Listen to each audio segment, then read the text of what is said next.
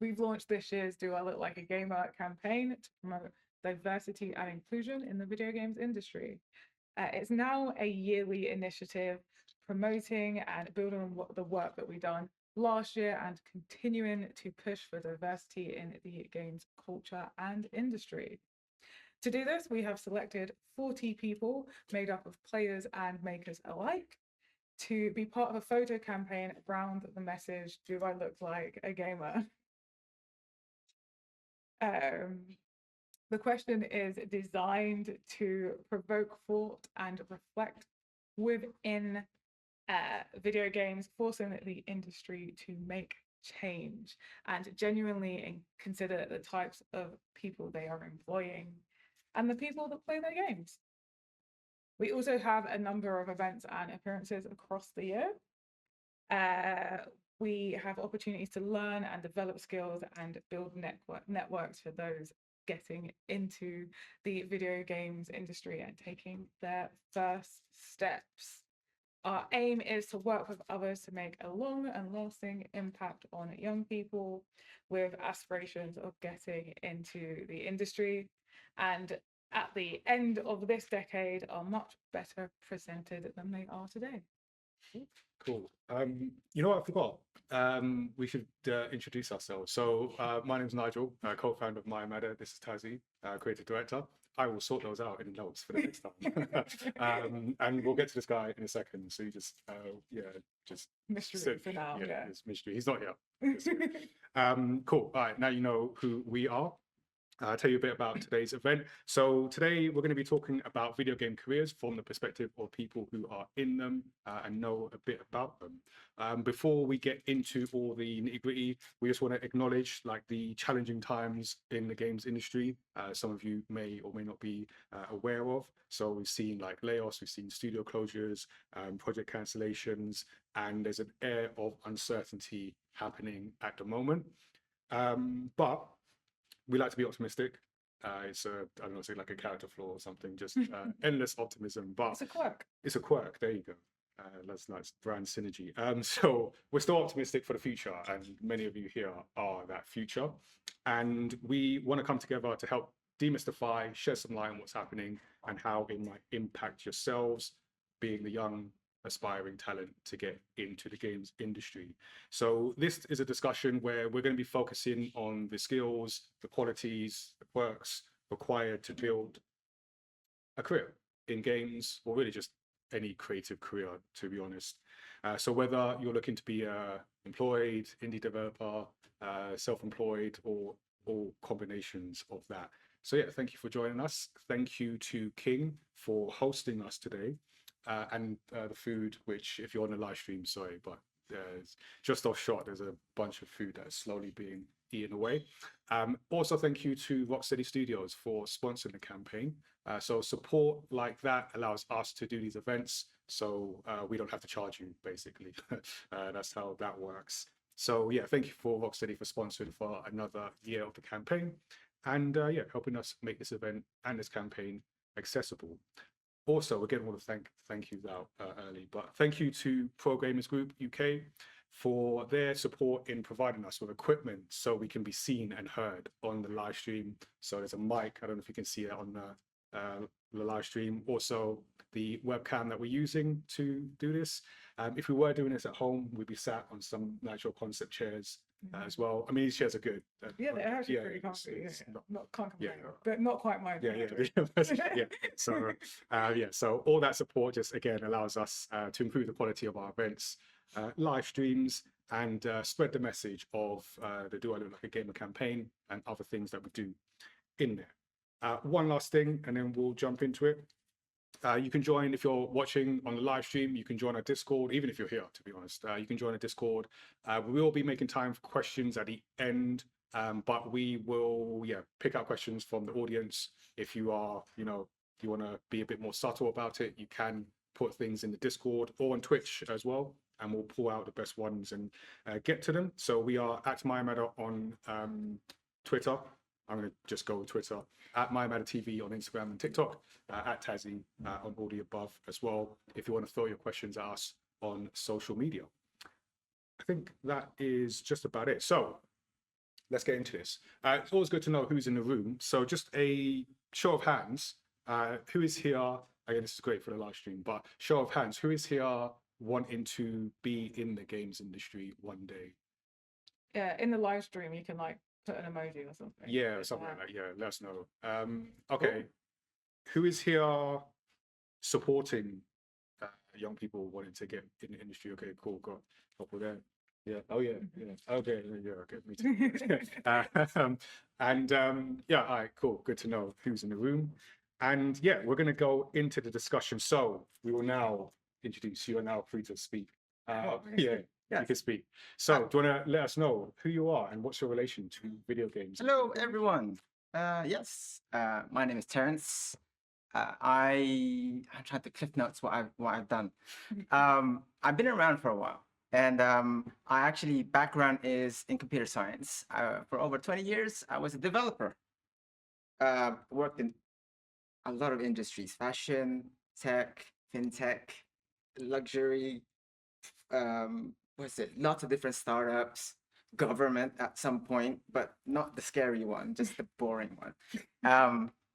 And over 20 years, I did that. I work in some companies. I worked 12 years freelancing, contracting, things like that.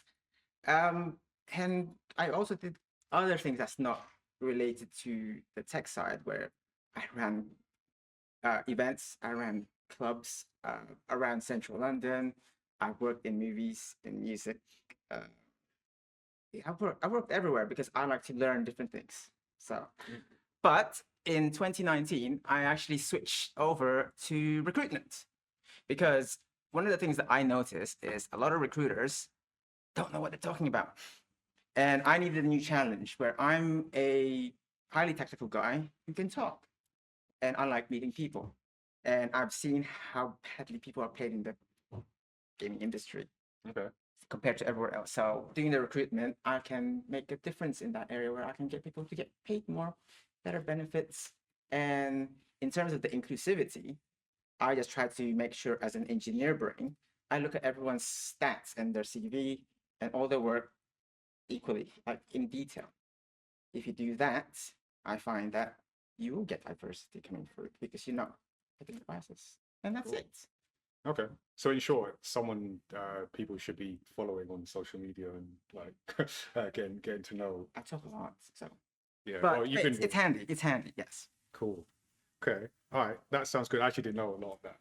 So I feel like I've learned something today. Oh, and sorry, and most recently, because you guys talking about inclusivity, I was part this goofy picture of me there. Oh, yeah. Is I mean, that you goofy keep picture going. of me in Argyle is they made me look like Charlie Brown for Ensemble, which is part of the London Game Festival, where you basically have people from underrepresented backgrounds. And we work from all over the different industries. So I recruitment, someone's a marketing manager, someone's a coder. And what we do is we just try to highlight and just try to kind of let people know that it doesn't matter where you kind of come from, but you can get into the industry by whatever field that you want to go into. But there's it's sometimes it's hard, especially now, but you can actually find a pathway, and they just try to just show you the way, give you some hints, give you some guidance, things like that. That's it. Yeah. We don't need it anymore.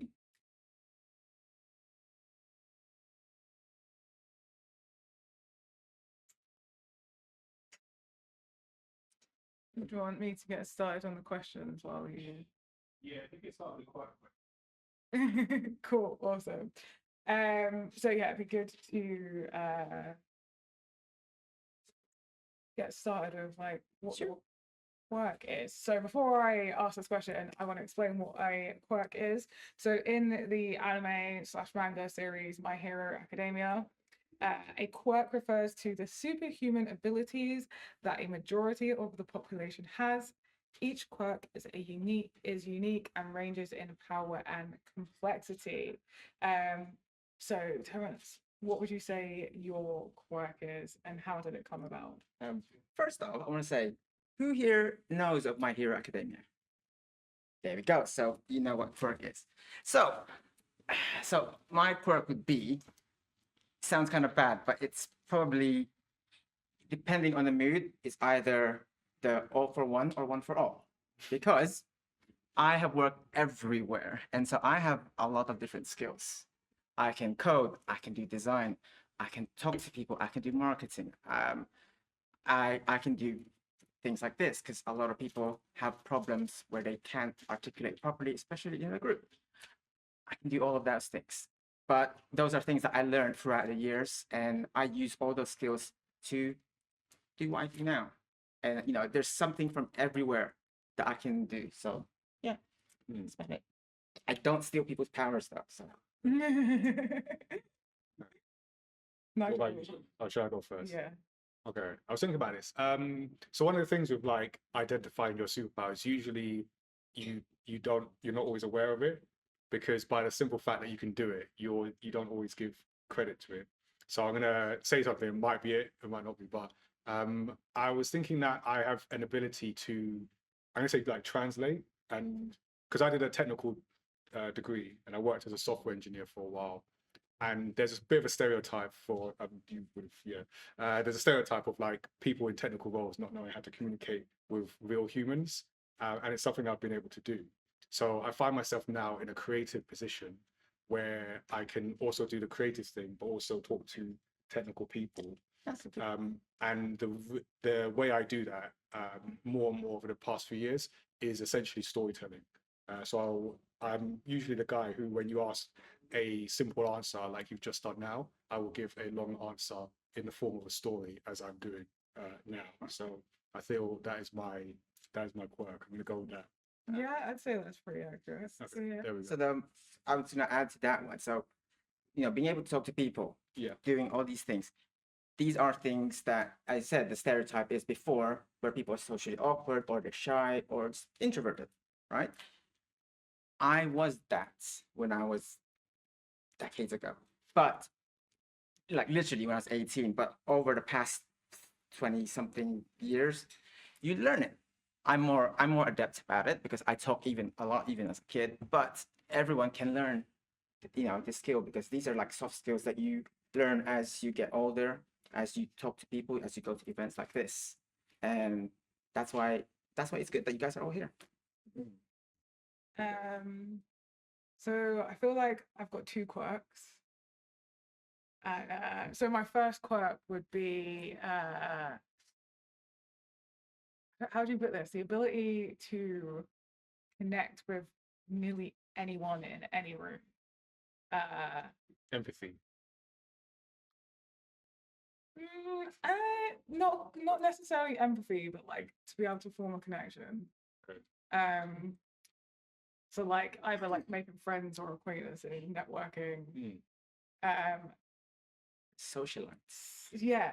And again, like this is something learned because I was so shy. You would not believe how shy I used to be. Like all of you are probably like, you shy, you're like talking in front of a group of people. But no, actually, yeah, I used to be like incredibly shy and timid.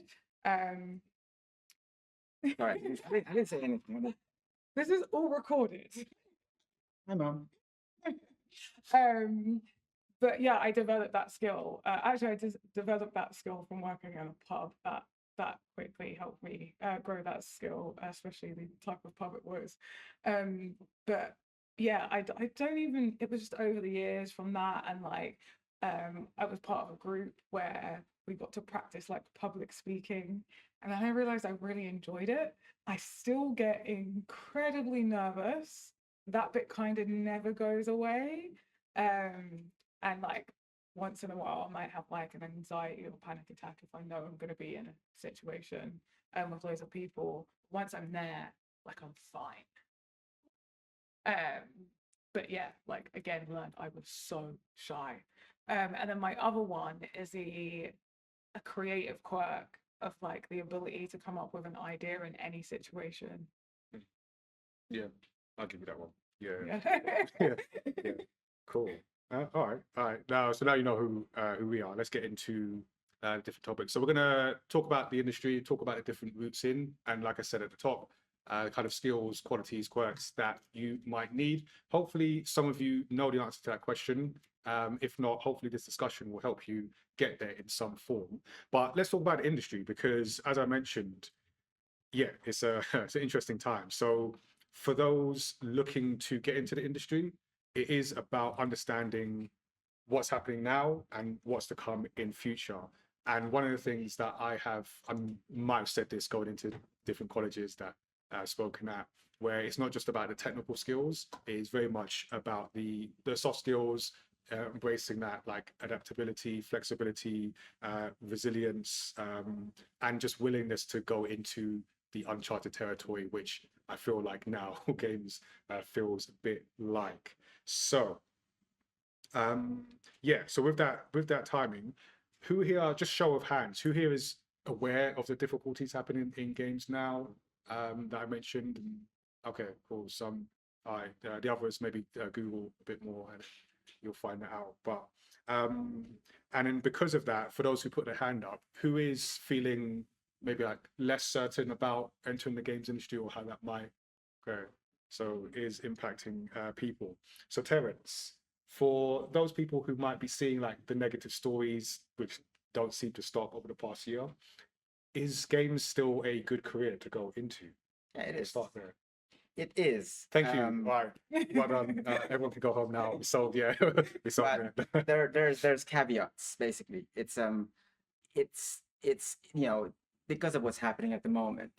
The main thing now is to stay flexible because everyone has an ideal pathway to games. You study, get a job. That's, but and a lot of people get discouraged if after they finish studying, it's not as easy as they thought, or people ask for experience or things like that.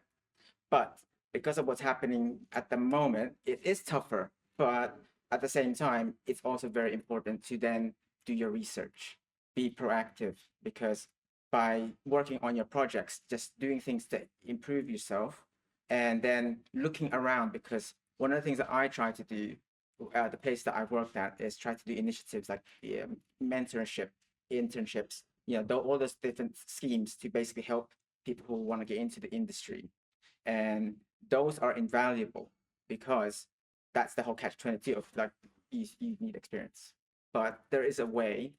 It's just at the moment it does seem tough, and it's easy to kind of like go, oh well, forget that thing. But even if your direct path is not as smooth and you take detours, it's not a big thing because everything is an experience. I worked in the bar. I ran bars. I worked at the ski slope at some point. All those different things. But I can now talk to you with absolutely zero shame because I've worked in so many different places that the most important thing I realize is, you can be the most skilled person in the world or the least skilled person in the world. If you know how to talk to someone, that opens doors. So it might be daunting to some people, but you do baby steps. You just learn it a bit at a time, and then make use of people around you. Don't feel like imposter syndrome. Everyone feels like they shouldn't be here or that. It's hard to get past that, but at the same time, you should be more confident in take pride in what you've done. That you're good, and that whatever you're doing, do that kind of thing. And all those things help because and it definitely makes you either stand out more, or just kind of gives you the extra boost to just keep going as well. Yeah. Okay. No, that makes sense. And I'm thinking like, let's say in the immediate future, because we're seeing so many like studio closures and people being laid off, like how that's going to impact how like a lot of people here might get into it. So for example, if let's say like coding, so you mentioned like film coding. I also used to be a software engineer as well. So let's say that is a technical skill that you could use to get into, or any artists in the room. Okay. So let's say now you've got a lot of like redundancies and studio closures. How's that going to impact like the talent pool, and making things making things more competitive? It does make it more competitive because the sad reality is that we have like to do the whole corpo speak stuff. It's the pipeline problem where we basically we don't treat the senior level people well, or they shut down studios, things like that. They get jaded, they go off different industry. Now everyone's scrambling for that. Then you don't have enough initiatives to get graduates in, to get them, into the industry. And so every studio that I've worked at, talked to, they always want experienced people. But if everyone just leaving the industry, how are you going to get experienced people if you're not giving, you know, all of you a chance to get in? And so that's why it's important to do these things. And thankfully, there are more initiatives now that's been happening. And, there's a lot more events as well happening, just kind of like, WASD just happened. And these are things that's popping up more and more because AAA studios, super corporate stuff, there's nothing wrong working with that, and don't think that, oh, I want to be indie because indie's fantastic and all the control, but you end up working as well. Yeah, we're going to get into some of those different pathways as well.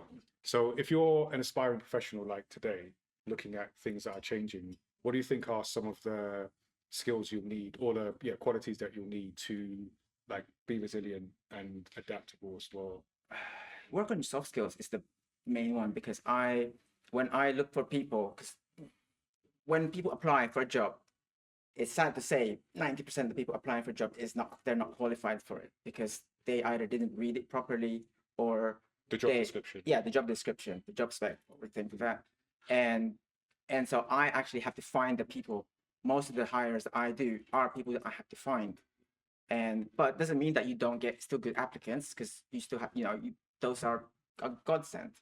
But at the same time, when all that stuff is happening, you just basically have to work on your soft skills. But I look for people who've got drive, who've got, everyone has passion in the gaming industry because we all like games. That's what we're here for. But you look for drive. You don't want someone who just waits for an answer to be handed to them. I'd much rather find someone that, someone has a degree, a first degree, someone's got, doesn't have a first, but you can see one of them is more motivated, more driven. They do projects, they do, all these different things. And it's important. And then the other one that we've now been doing is communication, being able to reach out to people, because it seems daunting, but as long as you're polite, pretty much everyone's nice. Like, they will, even if they have to turn you down, they'll be nice about it. So, and it's better to do that, at least than wonder if, oh, I wish I applied for that, or I did something like that. Always ask politely and be respectful, whatever the answer is. That's it. And finally, sorry, I'm gonna wrap up, is work on your confidence in your skills, because technical skills, coding, when you aren't, these are all skills. Like, these are skills that you study for, you train for, and so you wouldn't be where you are unless you have to get better. Even if you're not good at the beginning, you will get better. So as you progress, be more confident, and that will let you then be able to talk to people and then put out your whether it's facts or opinion. You can do that, and then it gets easier, and then you'll be That confident in your skills one is a really good one. I was speaking to someone the other day, and they asked for feedback on like why they didn't get the job after an interview, and they actually said it's because you weren't confident enough. Yeah. You didn't believe in your skills enough, so that we couldn't believe. It's tough. So when I interview people, that one's really tough, because if I know someone's got the talent, I would look at the work. So I'm luckier than most, where I can look at someone's repository and look at what they've done, and I can understand it. I can go to someone's portfolio, I can look at what they've done, I can understand it. So if I see you've got talent, but you don't seem confident, but it's more to do with you're a bit more introverted.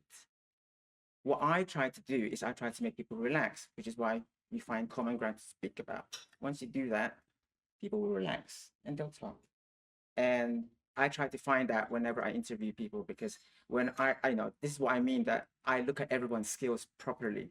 If I ask you a question and I know you know it, and or you don't, you know, I won't then go, haha, you don't know this. No, you don't do that. That's such a bad thing to do. You just basically try to guide people. And at the end of it, I give constructive feedback. If they didn't get it, or if I have to put them down, turn them down, not put them down, turn them down, I give them a reason and how they can improve for the next step, because we need that, especially now, because everyone's getting jaded. I don't want you all to be jaded because you apply and people are rude, or you don't get feedback. And you can always ask for feedback. If it's a general application and they do an automated response, that's one thing. If you actually get to the point where you converse with them or by email or talk to them, and then you didn't pass to this next stage, you can always ask for feedback, because that's very important, because that helps you and it helps them as well. But it helps you because what can you do to improve. That's it. Hey there, I'm Nigel from mayamada. Thanks for watching our video. Don't forget to subscribe and check out the other great videos we have on the channel. You can also join the Gamepad Discord and check out the next event at gamepad.events. We'll see you soon.